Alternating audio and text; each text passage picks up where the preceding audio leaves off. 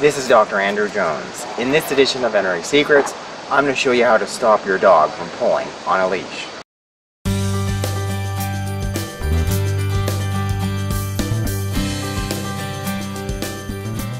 Hi guys, welcome again back to my channel. This here we have Wilson, the big white furry dog, and his buddy Choco. In today's video, based on inspiration from Wilson, I'm going to show you how to stop your dog from pulling on a leash. Wilson, as you can see, is big and strong. He wants to pull, he can. Little Choco over here on the other hand, he hardly pulls anything. He's like a little feather. And he actually is very well trained on leash, so they're a great contrast. So if you have a dog like Wilson, who is really excited about where he's going, and he tries to pull out your arm, then you probably should be watching this video. To start out with, I want to address a little misconception. Many people, quote-unquote unnamed celebrity dog trainers, seem to be of the belief that anytime a dog is not doing the appropriate behavior, it's based on dominance. You're trying to be an alpha dog, the pack leader. In truth, in most cases, that's not the case. I mean, think about what a dog is. He's like an animal. He loves being outside. He's got a ton of energy. He's excited on going somewhere, such as Wilson.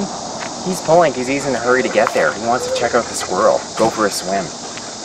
He's not innately trying to misbehave.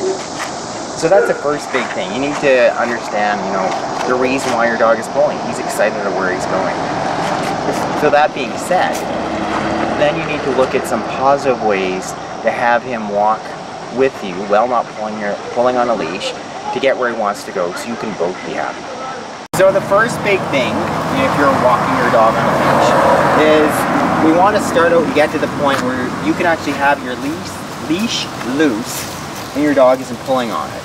Now the first thing is, thinking about reward. Don't reward your dog for pulling. So if we're going to walk Wilson here, he's the best example, and he's pulling. Let's go, Wilson. I'm just going to stop, leave the leash slack, and just wait until he stops pulling. I'm not going to go anywhere. So if Wilson is pulling, we're walking, he pulls, I stop, I'm just going to wait till the leash gets slack.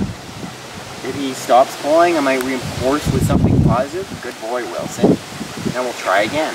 If we walk, he pulls again. I'm going to stop, not put a lot of force, wait till the leash gets slack, reinforce him. Good boy, Wilson. Then we're going to try again. I'm going to walk again, he pulls, we stop.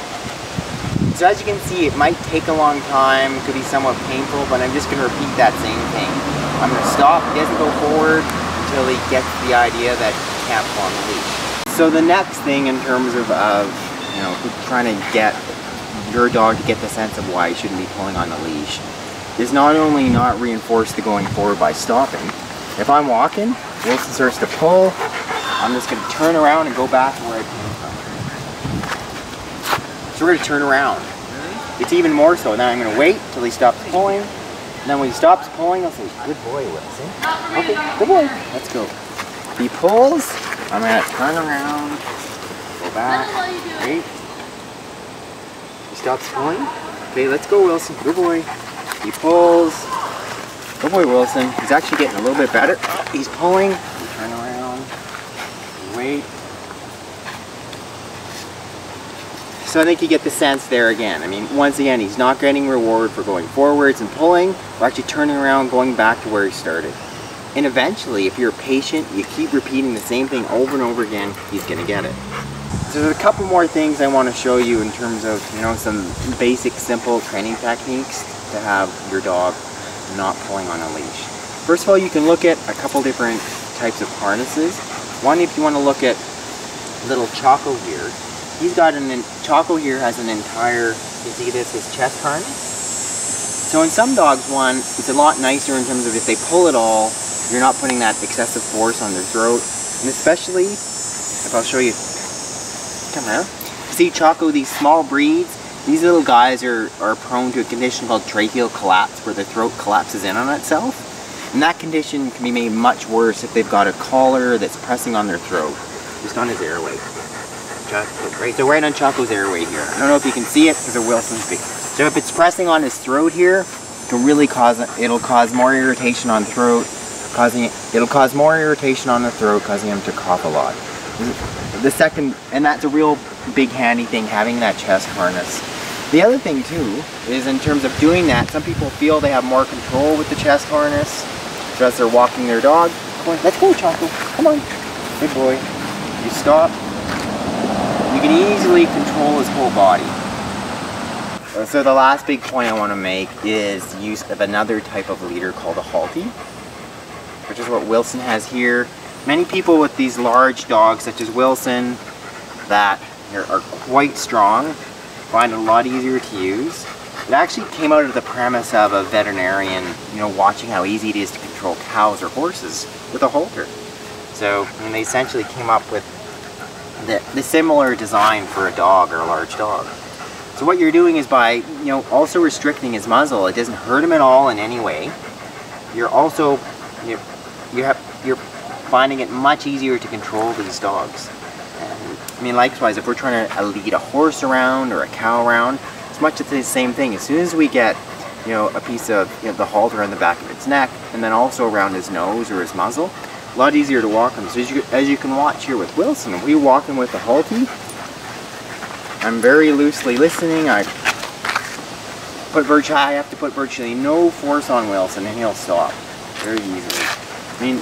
There's different beliefs in the world of training. Some trainers advocate them, some don't. Other trainers are the more aggressive type, I call them old school trainers. They talk about using choke collars, etc. Completely not in favor of those.